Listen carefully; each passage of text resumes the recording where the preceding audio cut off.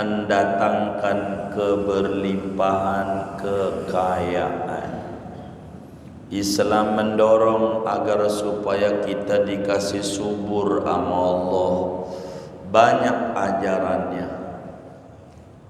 Disuruhlah kita baca sholawat, itu juga biar kita dikasih subur.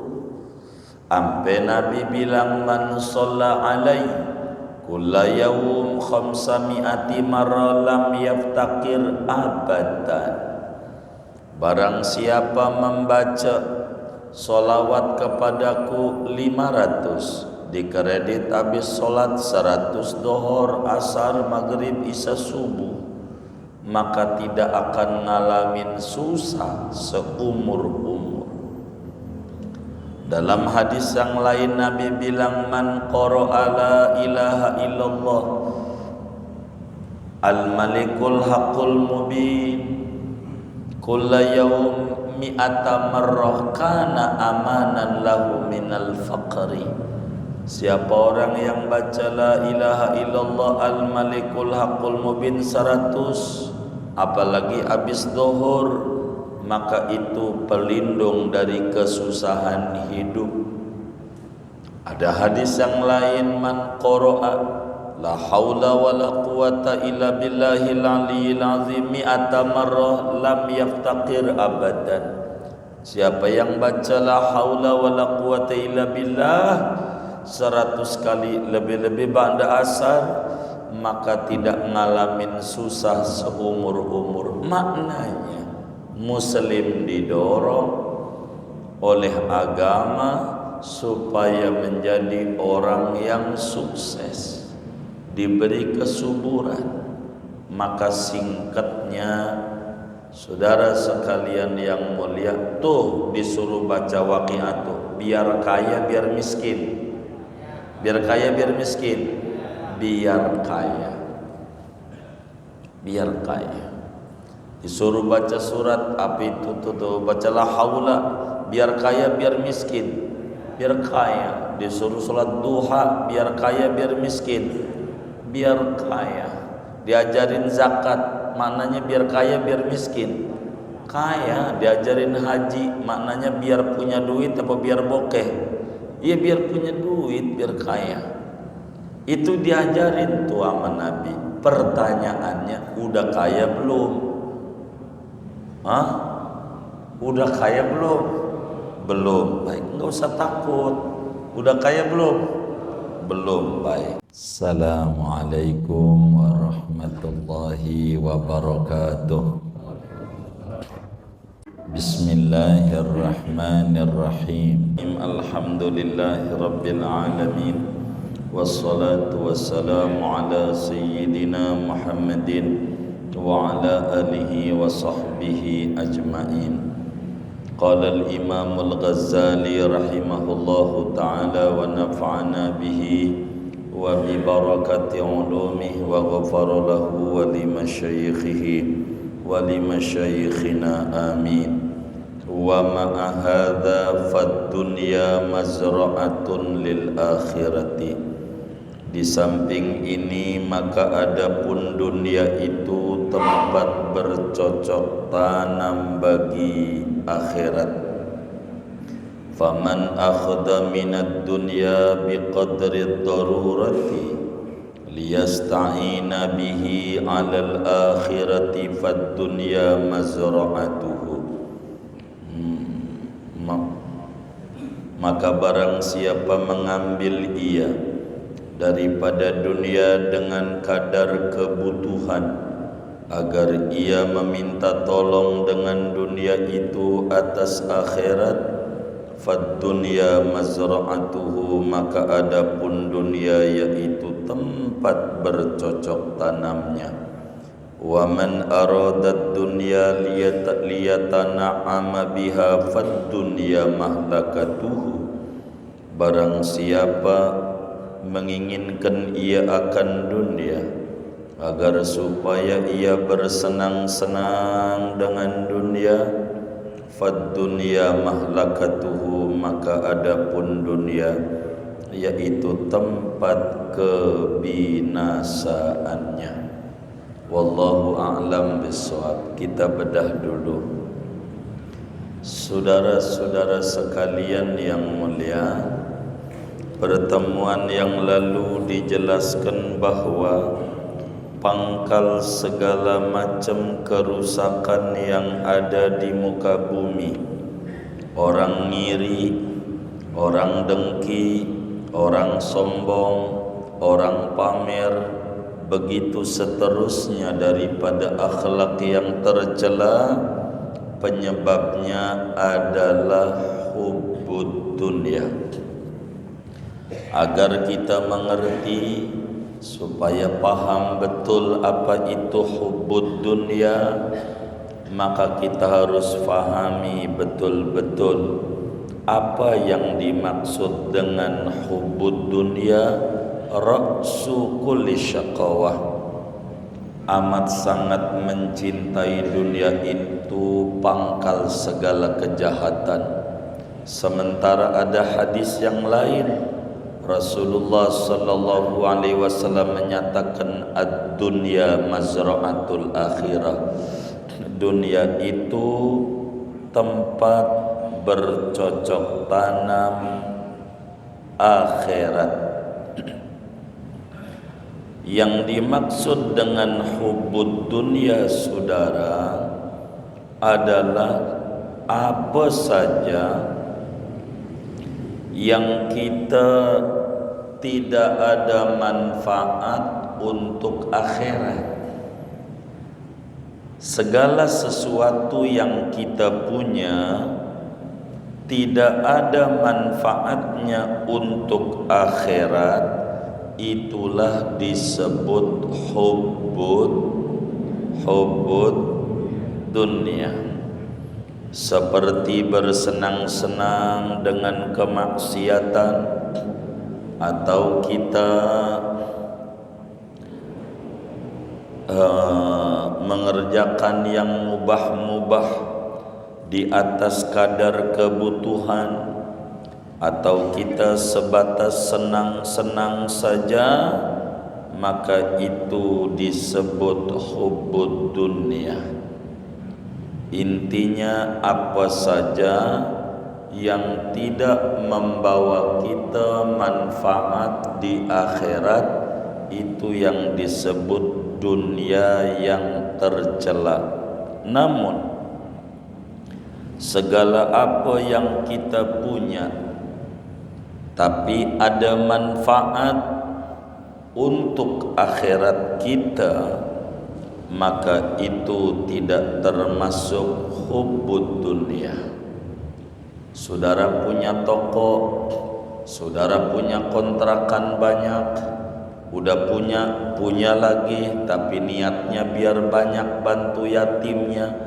Tadinya satu kontrakan bisa bantu yatim barangkali 200 atau 300 ribu atau seperak, begitu istilahnya. Lalu kalau punya dua, mau biar 2 perak, 3 mau biar 3 perak, makin banyak yang dibantu, maka itu tidak disebut hubbud dunia, tapi disebut ad-dunya mazra'atul akhirah. Dunia tempat bercocok tanam akhirat. Agar kita mengerti bahaya tentang hubbud dunia, ada cerita menarik kejadian di zaman Nabi Isa alaihi salam. Zaman Nabi Isa, saudara, ada 3 orang menemukan harta karun. Menemukan harta karun 3 orang. Dia bingung. Biasa tuh kalau belum punya nggak bingung, udah punya dia bingung. Nemu nih harta karun. Kalau kita gotong rame-rame, begitu. Kalau kita gotong rame-rame, ini bakal ketahuan orang minta uang denger, repot. Jadi bagaimana? bersepakatlah orang tiga ini karena memang perutnya lapar, suruh turun ke kampung beli nasi. Kalau kita tiga-tiganya turun repot ketahuan orang, kudu salah satu. Ayo beli nasi, kita lapar. Maka bersepakatlah tiga orang, satu orang yang turun untuk beli nasi. Lalu kemudian dia beli nasi turun. Ya, orang Betawi nasi uduk semur jengkol. Kalau enggak sayur asem aji masak, ya kan, di Pondok Karya juga. Dia beli dia makan dulu sebelum temennya. Orang dia lapar, udah beli, dibawa 2 bungkus buat temennya. Otaknya jalan. Kalau kita emas ini dibagi 3 kan dikit, mendingan buat gua semua aja. Begitu tuh otaknya mulai mikir. Akhirnya dia ingat, saya harus datang nih ke toko racun tikus. Jadi dia pergi ke warung racun tikus, dikasih tuh bumbu tambahan nasi plus racun tikus, biar semuanya buat diri sendiri. Udah dibawa ke atas gunung, di mana temennya nungguin. Yang 2 ini juga ngobrol berdua. Kata yang 2 ini, kalau kita bagi 3 ama bagi 2, kan gedean bagi 2 ya, begitu. Iya juga sih. Kalau bagi 3 dikitan, kalau bagi 2 kan banyakan. Jadi gimana? Lu duduk aja di sini, gua ngumpet, dia datang, gua getok, kan mati. Kalau dia mati, kita bisa bagi 2. Kata temannya, ide yang bagus, biar kita banyakkan. Dia datang untuk ke gunung. Orang itu bener, tanya teman, mana teman kita, kok lu sendiri? Dia lagi ke belakang, katanya kebelet pengen pipis. Nah duduk, dia lagi ada pada depan, langsung pancung aja di belakang, cus, mati. Pas mati, kata temennya berdua, ini gedean kita enggak jadi dibagi 3, bagi 2 dah. Sebelum kita bagi 2, kita nikmati makan dulu, perut kita lapar. Makan saudara, makan. Habis makan mati, keracunan pakai racun tikus. Tuh dunia tuh kayak begitu tuh. Begitu dunia nggak benar, maka apa saja yang tidak ada manfaat untuk akhirat maka disebut dunia. Karena itu kata Sayyidina Sa'id bin Jubair radhiyallahu ta'ala an, yang namanya hubbud dunya itu apa saja yang membuat kita lalai untuk kepentingan kita di akhirat, itu namanya dunia. Apa saja yang membuat kita lalai, kagak ingat kepentingan kita di akhirat, itu disebut dunia, dan mencintainya disebut hubbud dunia. Akan tetapi duit kita, harta kita yang tidak membuat kita lalai kepentingan di akhirat, itu namanya bukan dunia, namanya mata'ul balagh, yaitu bekal menuju akhirat buat kepentingan kita. Karena itu Islam mendorong umat ini biar enggak susah. Ada ajaran dalam Islam zakat, itu maknanya supaya muslim sukses di dunia dan sukses di akhirat. Fid dunya hasanah, fil akhirati hasanah. Ada ajaran wakaf, ada ajaran sedekah, ada ajaran haji, ada ajaran umroh. Begitu seterusnya, itu mendorong supaya muslim itu menjadi orang yang sukses. Ampe Nabi kita Muhammad sallallahu alaihi wasallam ngajarin kepada kita, tiap malam suruh baca surat Al-Waqi'ah. Kata Nabi, man qara'a al-waqi'ata kulla lailatin lam tusibhu faqatun abadan.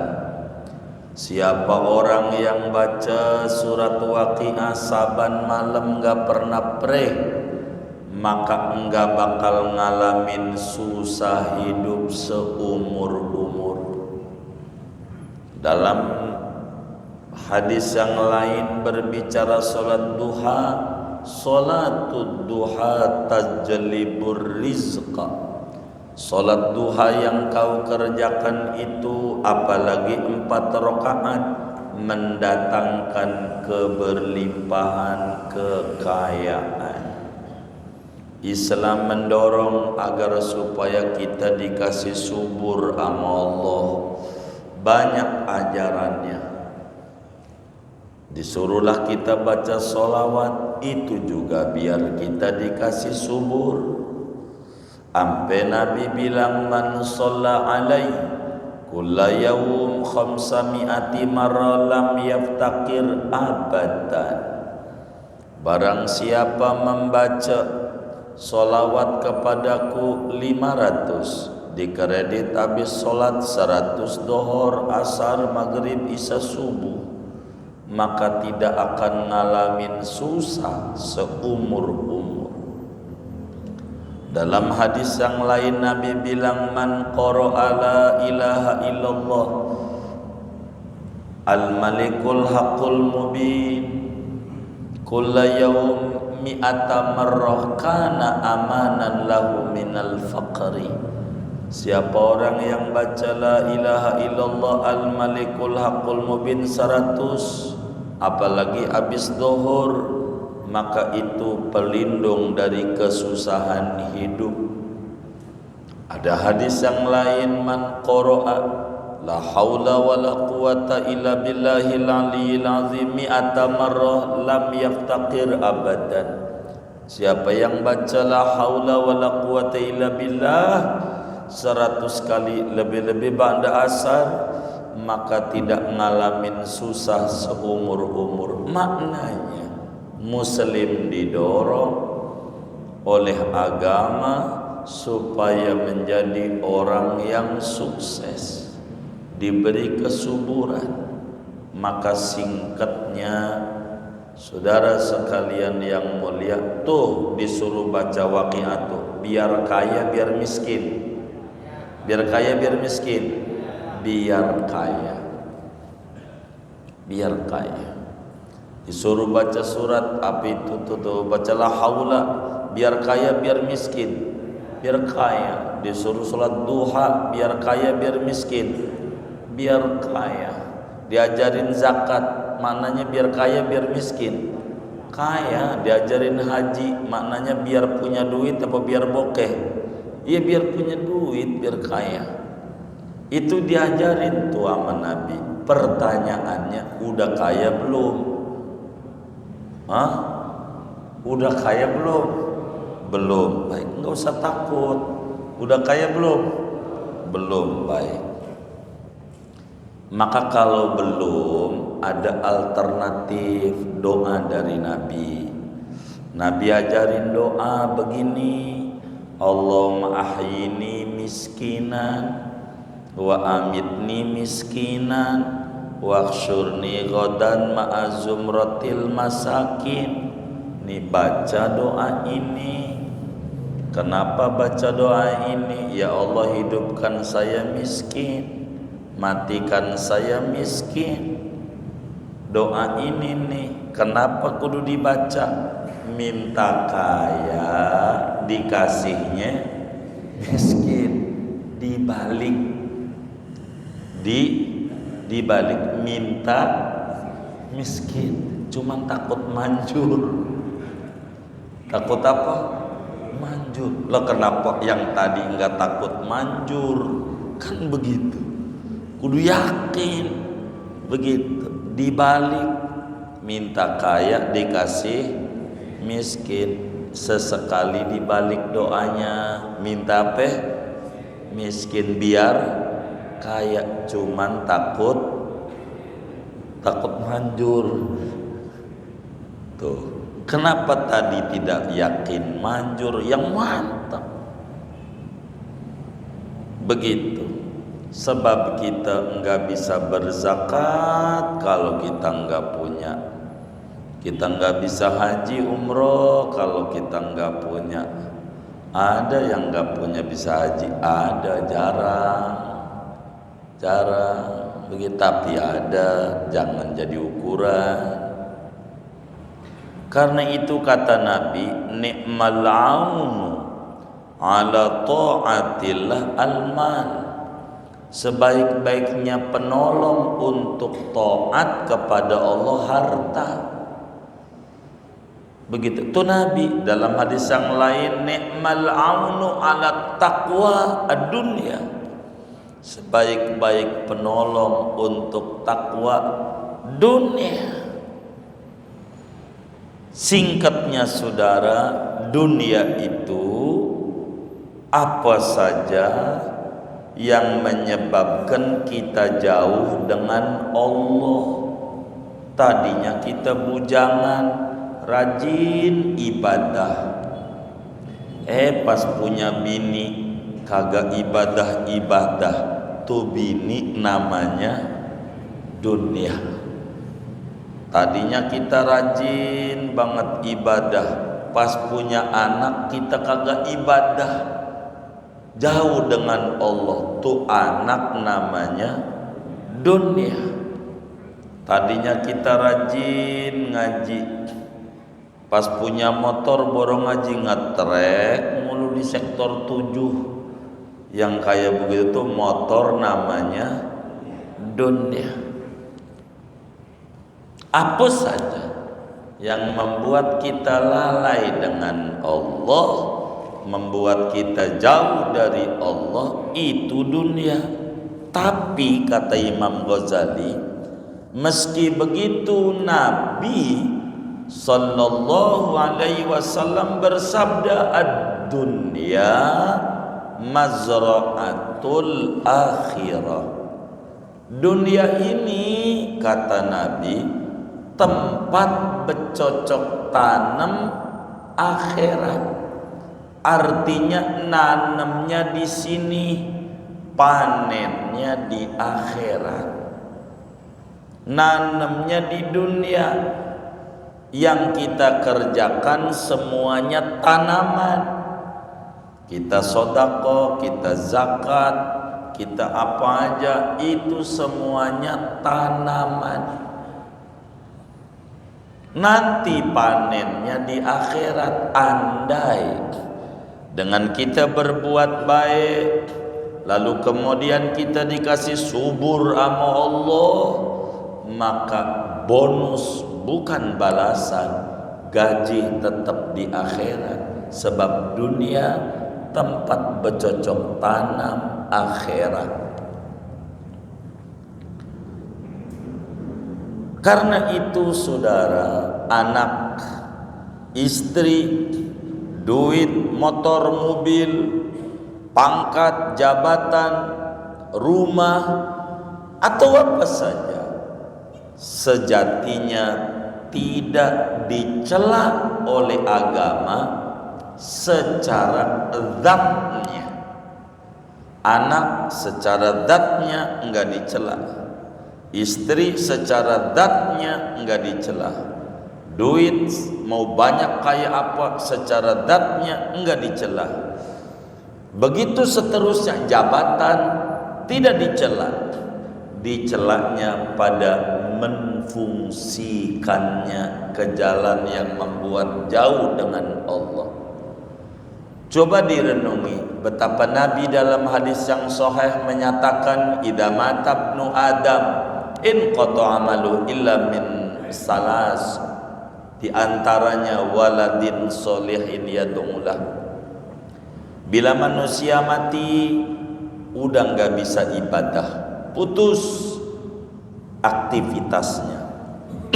Yang tadinya sholat enggak bisa sholat, yang tadinya puasa enggak bisa puasa, udah mati. Kecuali 3, salah satunya anak.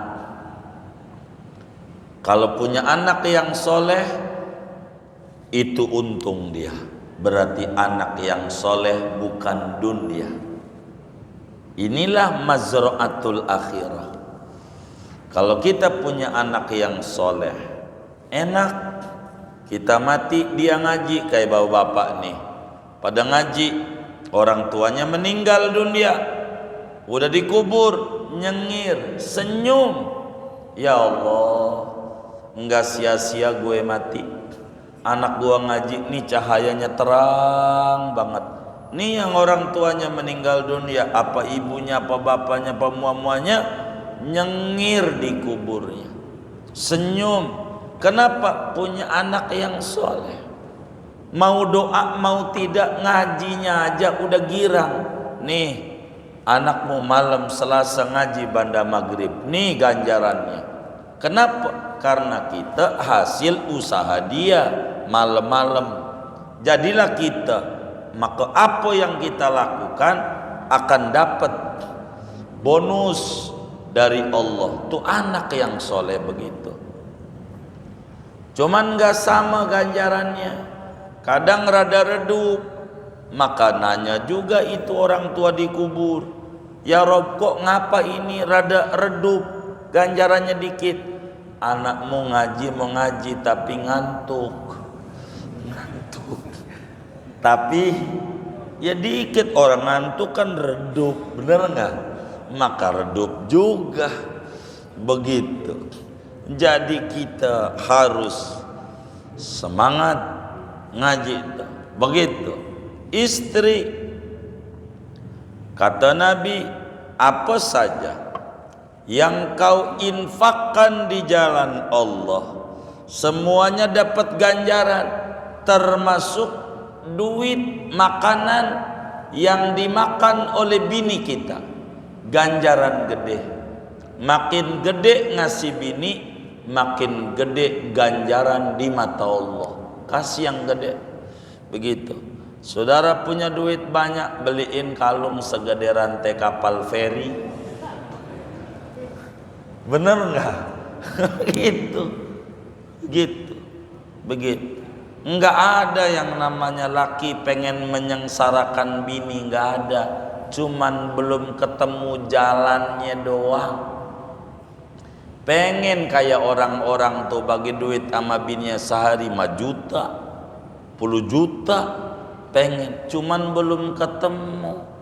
Baru dapatnya 20.000, 50.000, udah bini syukuri aja, doain lakinya, jangan disumpahin. Cuma disumpahin, po, aduh laki gua geblek banget, geblek. Ya Allah, geblek tuh bahasa Betawi parah. Itu rajanya goblok. Goblok aja udah jelek. Nah, di atas goblok ini geblek, saudara. Begitu. Itu parah. Enggak digeblek-geblek aja udah susah dia dagangnya. Ditambah sama bininya dikata geblek, ya tambah susah. Sampai ngebit aja kalah mulu. Gojeknya ngebit. Ini tangan sialan dikata. Tuh begitu, gara-gara digeblek-geblekin tuh dia ama punya bini. Cuman tuh perempuan gak sadar lakinya dikata geblek. Lah malam dia tidur tuh ama orang geblek. Lah kalau yang tidur ama orang geblek, orang ya bininya geblek juga. Jadi tambah payah. Enggak boleh. Apa yang kita kasih bini itu ganjaran besar. Gede ganjarannya. Beneran. Jangan pelit-pelit ngasih bini. Kasih yang gede. Begitu. Biar girang dia. Dia udah nyuciin baju kita, nganterin anak kita sekolah. Kasih yang rada gedean. Nih mah. Nih. Begitu. Kasih yang kayak begitu. Kasih. Tapi ingat, dalam ngamalin ajaran agama itu kudu sabar. Enggak bisa agama ini enggak sabar. Kalau saudara pulang dari ngaji langsung aja kasih duit sama bini, nih mah kasih 5 juta. Udah bininya bakal nyap-nyap. Pasti ada maunya nih. Seumur-umur enggak pernah nih ngasih duit kayak gini nih. Sekarang aja ngasih. Pasti lu mau kawin lagi. Tuh salah lagi. Ngamalin ajaran agama tuh begitu, saudara. Kudu sabar. Ngamalin ajaran agama tuh nggak bisa. Ente ngucapin salam Nabi kasih sama sahabat nih, hebat Nabi. Ada sahabat mukanya kusut, gitu dekil, kucel, kumel, nggak menarik tampangnya. Ampe dibilang ente ini nampaknya sufi. Bener, sulit finansial. Apaan? Sufi. Iya, begitu. Kata dia, bener Nabi. Payah banget kayaknya duit nih sama gua musuhan. Kayaknya gedek banget sama gua. Susah. Kata Nabi, kalau kau pengen dikasih subur, masuk rumah pakai kaki kanan, keluar rumah kaki kiri. Baca salam kepadaku dulu. Salam, baca begitu.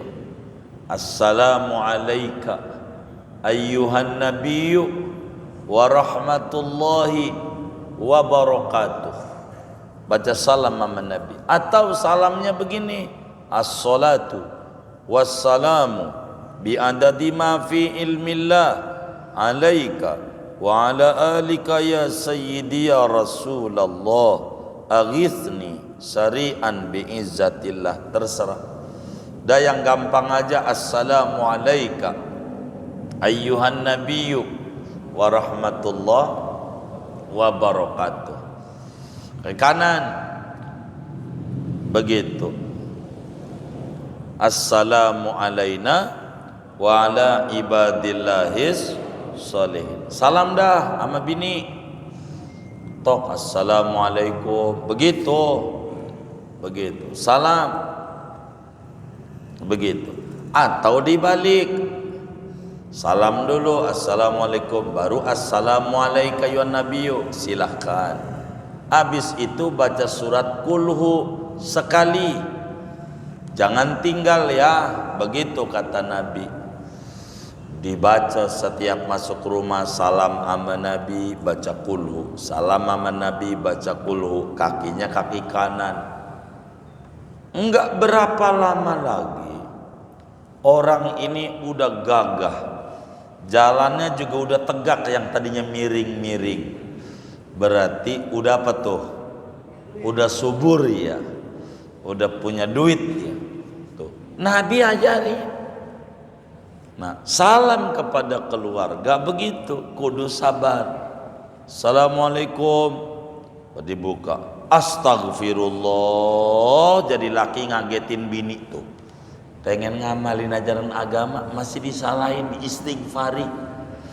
Begitulah dalam ngamalin ajaran agama tuh kudu sabar. Ampe diajarin bini masak puji walaupun kagak enak, puji itu ganjarannya besar. Mau ngamalin lagi, dia pulang dari ngaji maghrib ke rumah udah disiapin makanan. Oh, dia makan, selesai makan, subhanallah, ini makanan nikmat banget, luar biasa.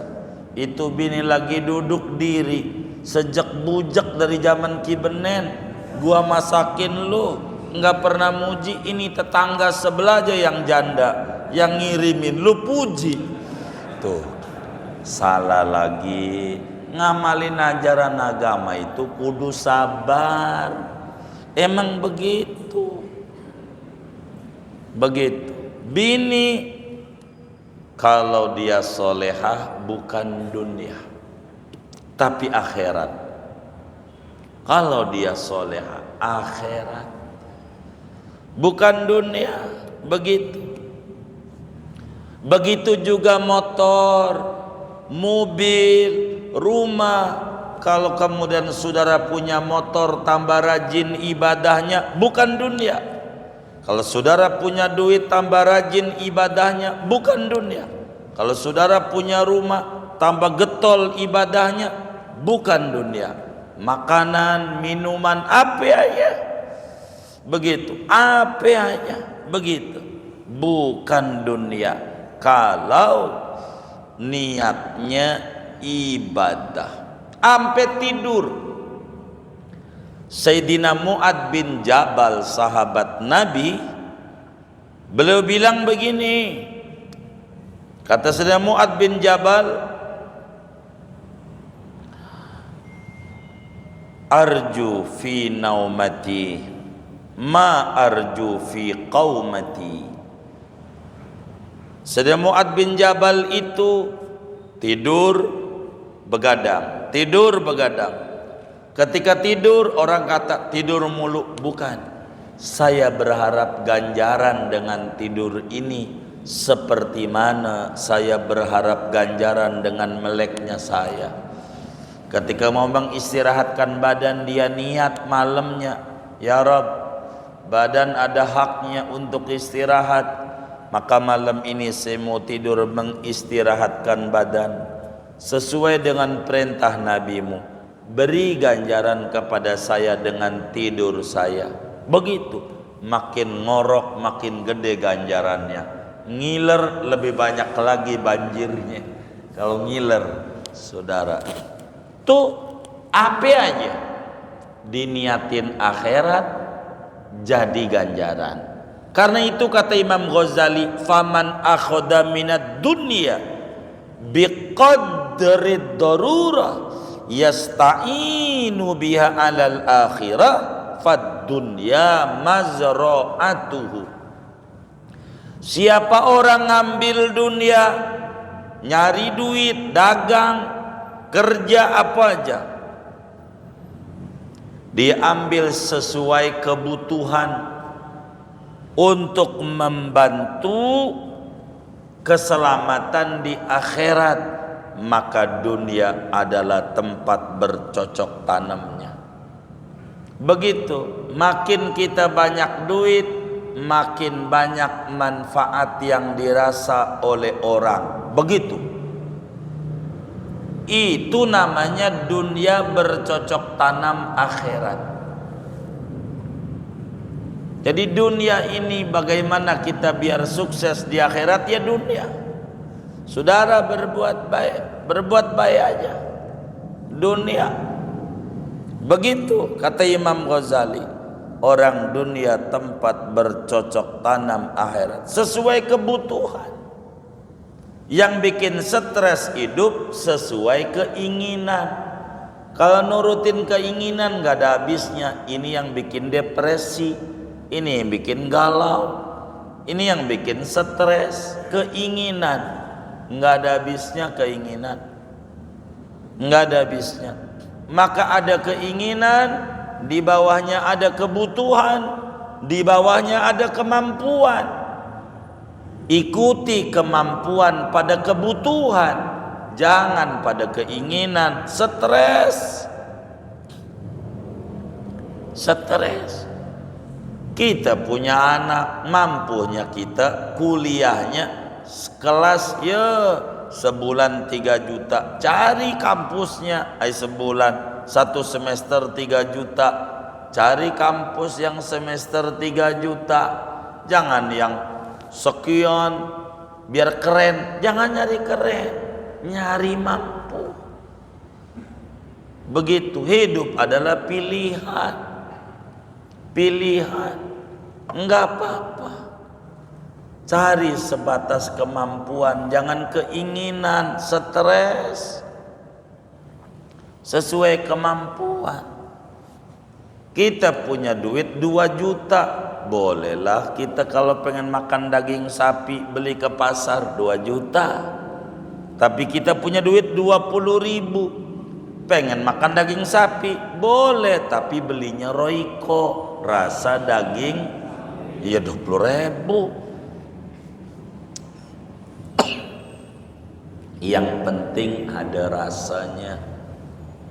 Lihat orang tua kita dulu di Betawi, duren atu, anak banyak kayak biji tasbih, 33 anaknya. Bagaimana biar cukup? Dia apa namanya? Ketan itu loh, ketan tuh. Oh ya kinca. Kasih aja kuehnya sedangdang. Yang penting ada rasa-rasa. Tuh orang dulu. Biar cukup. Begitu. Kasih kincanya sama ketan. Ketannya yang banyak. Lah makan ketannya aja udah kenyang. Bener gak? Begitu. Tuh orang dulu cerdas. Dunia. Namun kata Imam Ghazali, waman aradat dunia liyatana'ama biha fad dunya mahlakatuh. Siapa orang yang menginginkan dunia hanya untuk senang-senang semata, di mana tempat makan apal tapi majelis ilmu kagak ngerti, makan jalan-jalan kemana aja, ini namanya dunia, tempat kebinasaan dia. Kita ini asalnya dari akhirat, dari surga, itu tempatnya Nabi Adam. Engkong kita kudu balik di akhirat. Apa yang kita kudu bawa. Maka bila saudara ada kotak amal masjid diisi, itu bukan sedekah, tapi mentransfer harta kita untuk keselamatan kita di akhirat. Bukan sedekah, bukan. Ngawetin duit. Itulah caranya. Ada kotak amal Jumat tuh di Masjid Al-Abror. Jangan pura-pura merem, udah lewat aja melek lagi. Emang ada yang kayak begitu? Ngaji juga orangnya lagi. Jangan isi, ngawetin duit kita. Enggak apa-apa, supaya kita ini selamat. Ini penting. Maka dunia saudara, asal kita jadikan alat untuk bahagia di akhirat, enggak apa-apa. Budian Al-Mahri bangun masjid tuku emas. Kira-kira orang miskin orang kaya itu akan orang kaya, manfaat hartanya bagus, begitu bagus. Namanya ditransfer untuk kepentingan kita di masa mendatang. Dan kita sadari kalau kita mati kagak ada yang dibawa. Saya nggak tahu kalau di Pondok Karya kan orang kalau meninggal dimandiin, mandiin nggak? mandiin. Habis mandiin kasih kain kafan. Kain kafannya dikasih kantong gak kayak gini nih? Hah? Lah kagak. Lah ngapain dipusingin nih dok? Kalau kagak, udah syukuri yang ada, biar Allah kasih yang belum ada. Jangan gak bersyukur. Ada orang kaya raya, rumahnya gedong, di depannya ada tempat buang sampah. Dia berkata, pagi-pagi ngelihat ada orang miskin ngambilin nasi yang dibuang dia semalam. Dia bilang begini, terima kasih ya Allah, alhamdulillah saya dijadikan orang kaya, enggak kayak dia orang miskin. Pagi-pagi nyari makan bekasan orang yang dibuang semalam. Makasih ya Allah. Si miskin itu ketika habis ngambil nasi ngelihat mobil ambulan, dia bilang terima kasih ya Allah, saya masih sehat, enggak seperti dia, duitnya banyak, sakit, dibawa ke rumah sakit. Tuh alhamdulillah. Padahal makan nasinya dari tong sampah. Itu yang sakit stroke di rumah sakit di IGD, ngelihat ada kereta jenazah, makasih ya Allah, biar kata stroke saya masih hidup. Enggak kayak dia, udah mati. Tuh, ternyata yang tidak bisa terima kasih sama Allah satu, orang mati doang.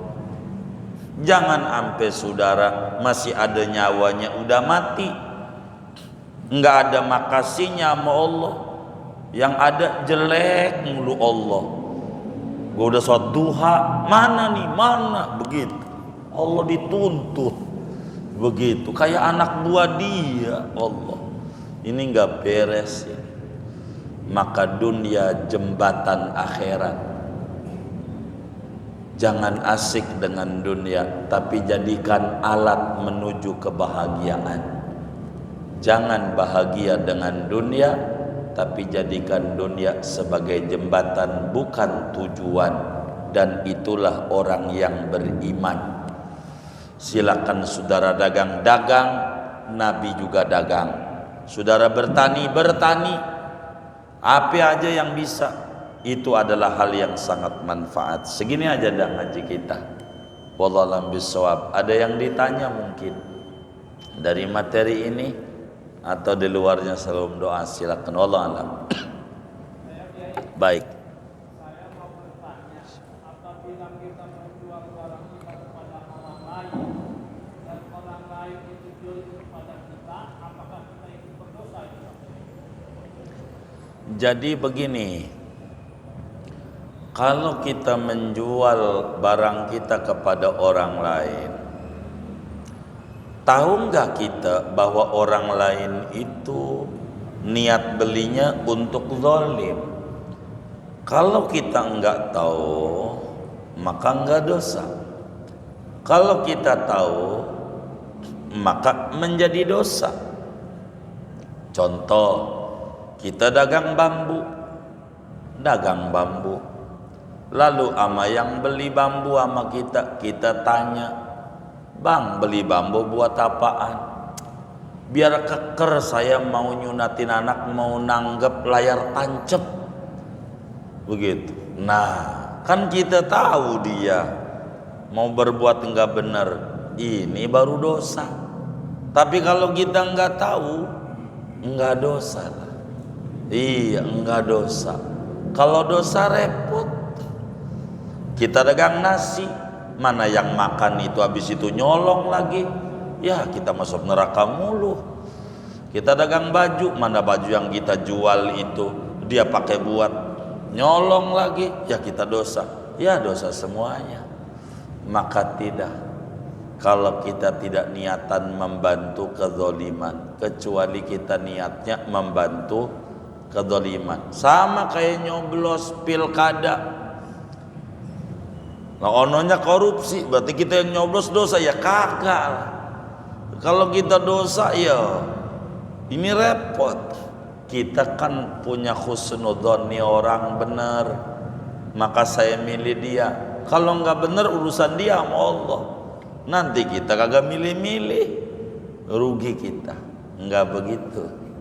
Wallahu a'lam.